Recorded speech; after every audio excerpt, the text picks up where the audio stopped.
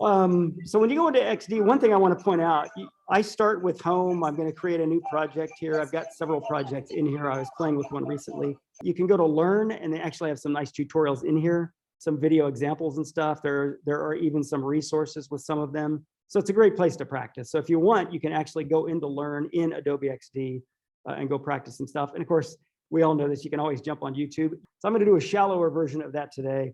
I'm just going to use, this is their default, is an iPhone 10, 11. I'm going to use that. I'm partly going to use that because that's the phone I have. I have an iPhone 10. So I'm just going to hit this, and it'll start a new canvas area. They call them artboards in XD. So this is a new artboard in XD. Proto.io is amazing. It has this huge, deep repository of elements, of things you can go in and use. And Adobe doesn't. So you actually don't have stuff built into XD. So what I do is XD is part of what they call, the Creative Cloud ecosystem.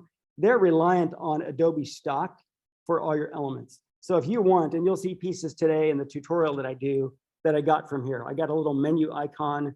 I got a back arrow. They're not good. I should have gotten rastered icons, and you can do that. Go get them rastered so they're seamless. The ones I have ugly white backgrounds, but just for demo purposes, you'll see. But Adobe stock is where you go to get stuff, and you can save it to a library or download it and drag it in. And it's pretty easy to drag elements in to your project. The other thing I'll do is I'm going to go to a resource folder I already set up for this, where I've set aside some photos, some text, some other elements, and I'm going to have those handy. So I'll just go in here, and I've got like an assets folder in here. I'm going to use these items in my project today. So I've got those set up, and some of them, again, the menu icon and the back button. Do we have access to Adobe stock? So you should have access. And in fact, let me go back to the browser, because let me go back here, because I think I put in the module here. So with this, I've got a little tutorial here on how to use your text-to-state net ID to access everything for free in Creative Cloud.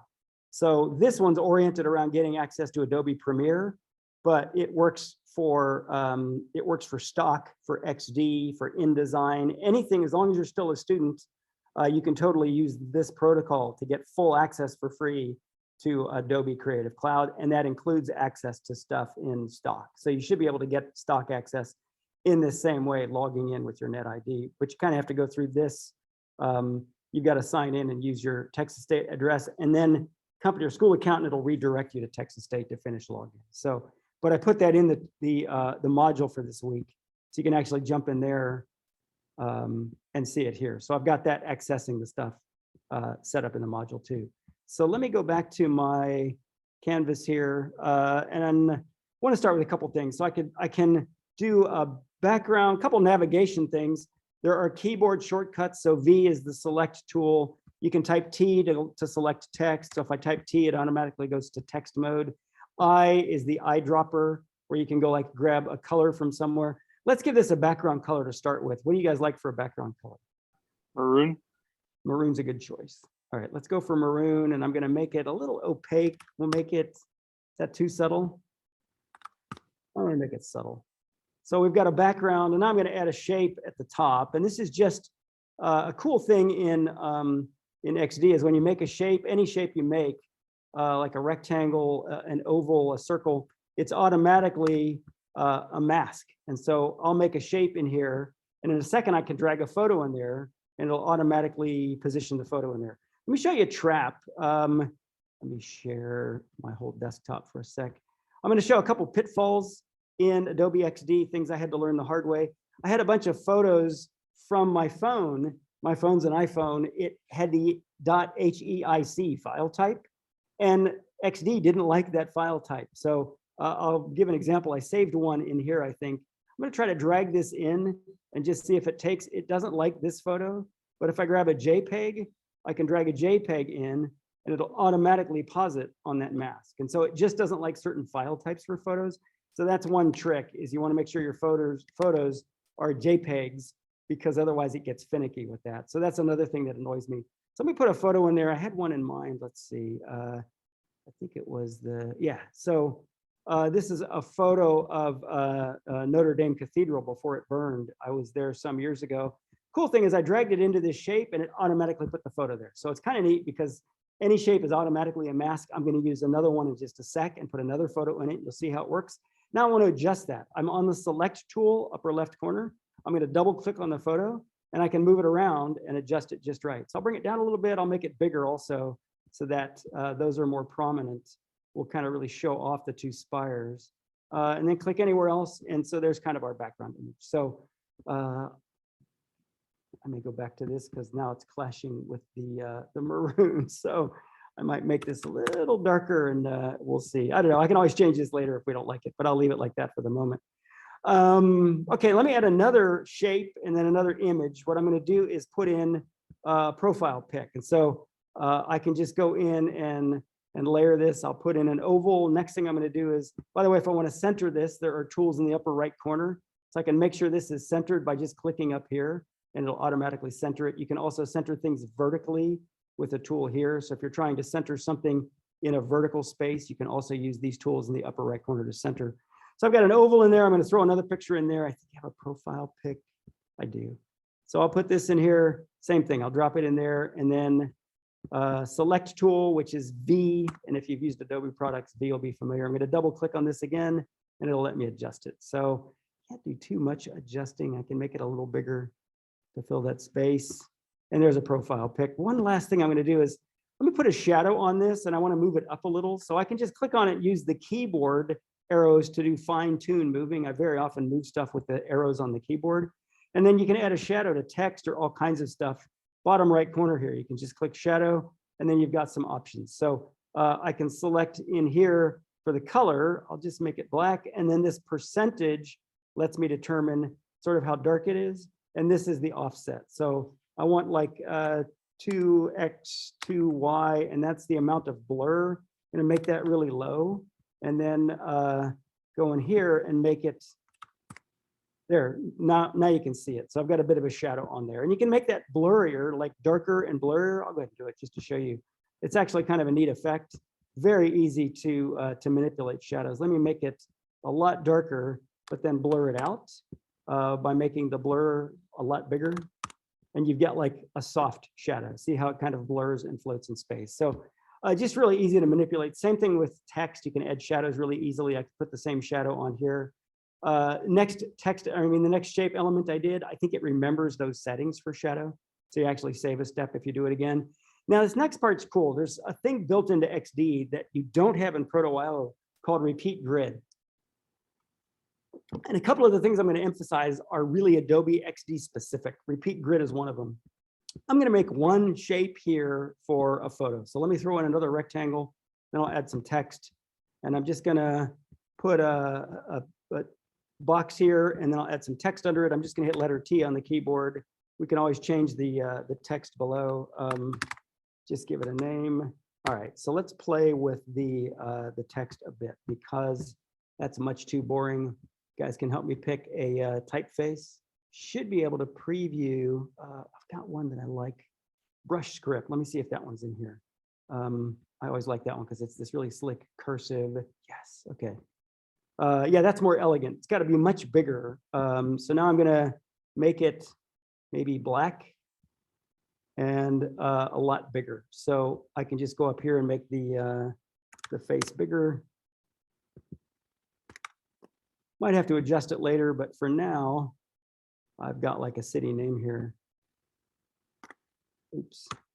That's the thing I run into is I'll hit V to select tool, but I'm in text and it starts to type letter V. So that's going to be a little big. So let me make this a little smaller. I'll move city up. You'll see what I'm doing in a sec here. Actually, I don't have to worry too much about it. Now what I'm going to do is highlight the two of those and group them together. I can click and drag a rectangle to highlight them, or I can click on one and then hold command and click on the other, or shift and click on the other. Or over here to the left, I'm in design. If I go to click on one of them, you'll see all of these elements pick up in the column to the left. So I can also hit rectangle 3 and then city. I'll go ahead and hold shift and hit city. I've now selected those two. So I selected those two together and I'm going to group them. So I can hit edit group or I think it's, I'll just right click and group. So I'm going to group them together. Now I'm going to go over to repeat grid. It's an icon in the upper right. And this is really cool and a really unique thing to XD. When I hit repeat grid, watch, you're going to get little tabs that appear at the top and right of this box. I can take this tab and drag it to the right, and it's going to create another iteration of that for me. And I'm not too worried if it sticks out beyond the edge, because I can make adjustments to that.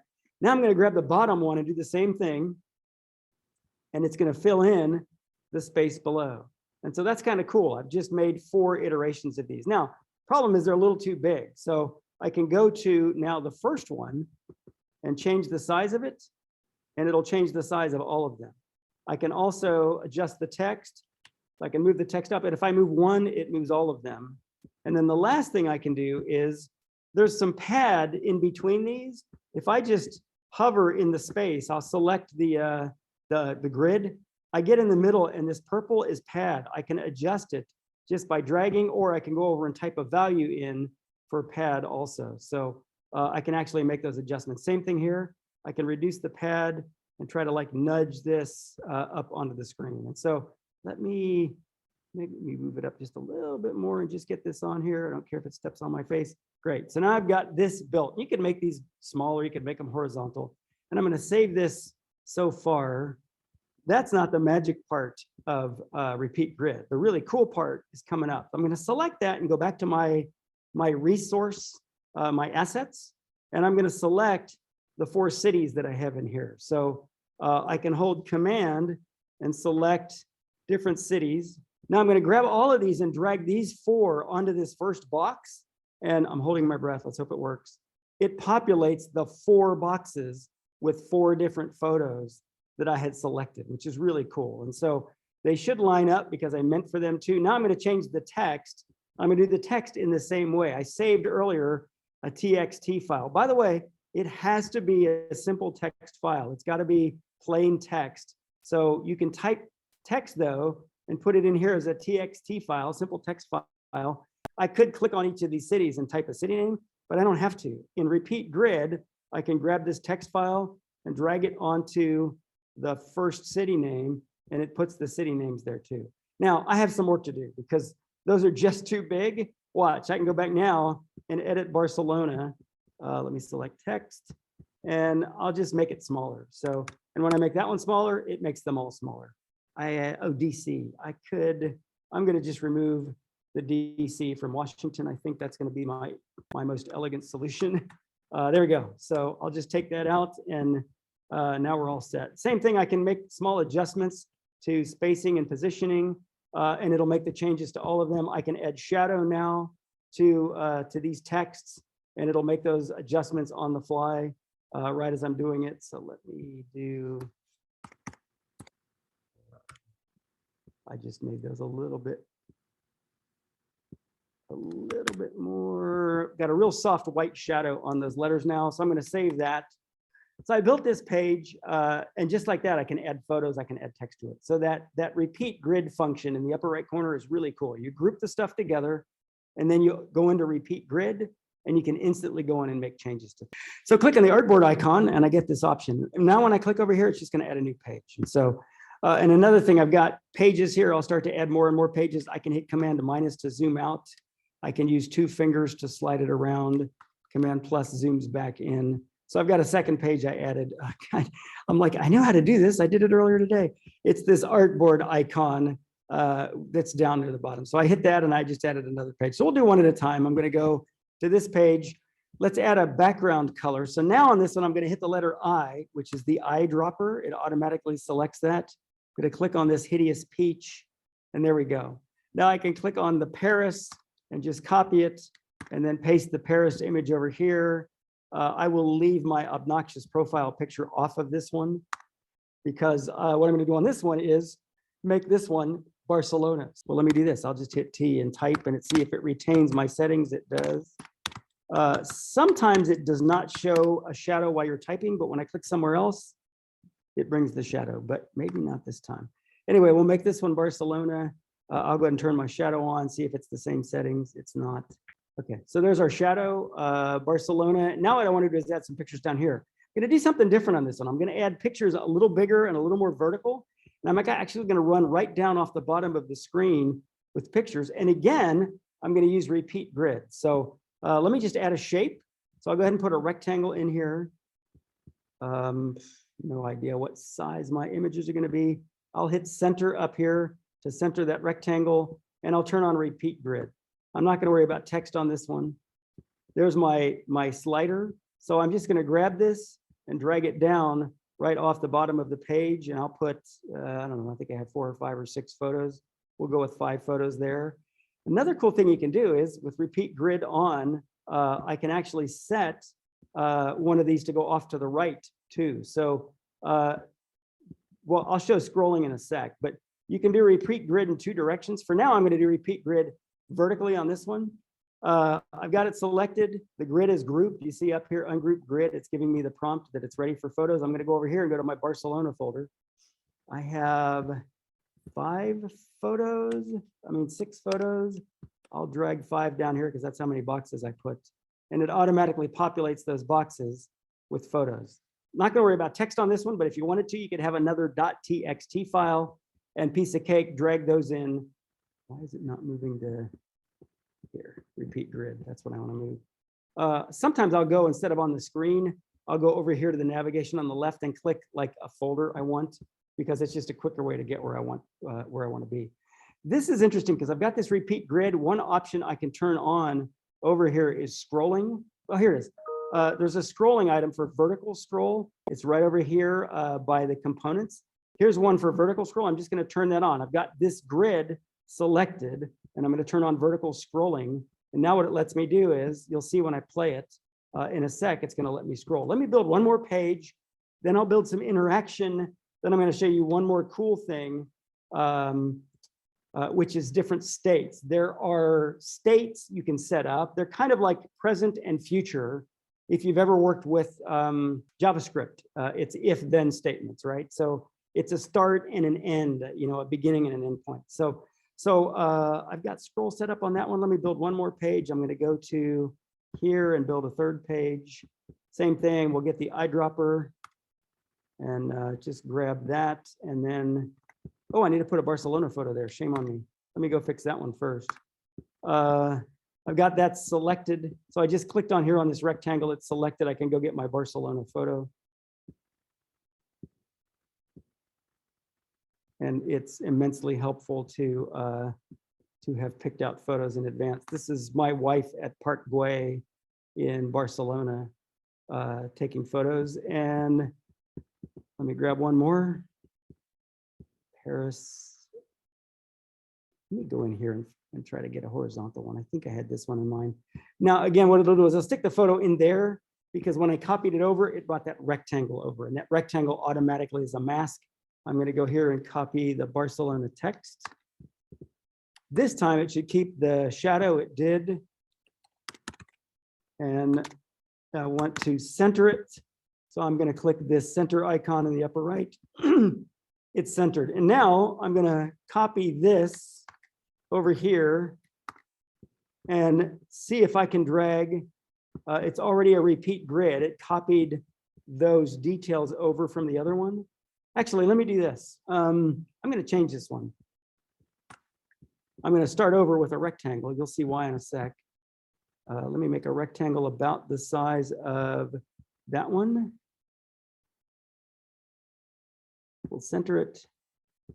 And I'm going to turn on repeat grid, and I'm going to drag it off to the right. So I want 4 or 5 boxes off to the right here. We'll do 4. Anybody know why I'm doing this?